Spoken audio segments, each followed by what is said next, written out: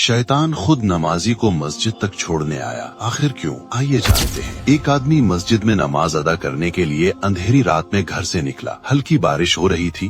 अंधेरे की वजह से उसे ठोकर लगी और वो मुंह के बल कीचड़ में गिर गया। कीचड़ से उठकर वो घर वापस गया और कपड़े बदलकर दोबारा मस्जिद की तरफ चल पड़ा। अभी कुछ ही कदम चला था कि फिर ठोकर लगी और वो दोबारा कीचड़ में गिर गया। कीचड़ से उठकर वो एक बार फिर घर वापस गया और कपड़े बदलकर मस्जिद जाने के लिए फिर से घर से निकल आया। अपने घर के दरवाजे पर उसे एक शख्स मिला जो अपने हाथ में जलता हुआ चिराग लिए खड़ा था।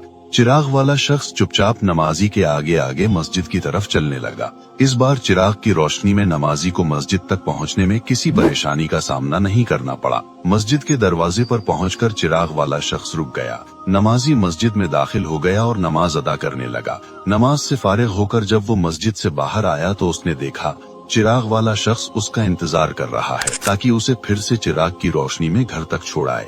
जब नमाजी घर पहुंच गया तो उसने उस अजनबी से पूछा, आप कौन हैं? अजनबी बोला, सच बताऊं तो मैं इब्लीस हूँ। नमाजी हैरान हो गया। उसने पूछा, तुझे तो मेरी नमाज रह जाने पर खुश होना चाहिए था, फिर तू चिराग की रोशनी में मुझे मस्जिद तक क्यों लाया?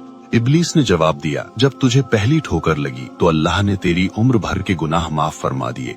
जब दूसरी ठोकर लगी तो तेरे सारे खानदान को बख्श दिया। मुझे फिक्र हुई कि अगर अब तू फिर ठोकर खाकर गिरा तो कहीं अल्लाह तेरे पूरे गांव की मगफिरत न फरमा दे। इसलिए मैं चिराग लेकर आया हूँ ताकि तू बिना गिरे मस्जिद तक पहुँच जाए। अल्लाह हम सबको नमाज अदा करने की तौफीक अता फरमाए। कमेंट में लिखो आमीन।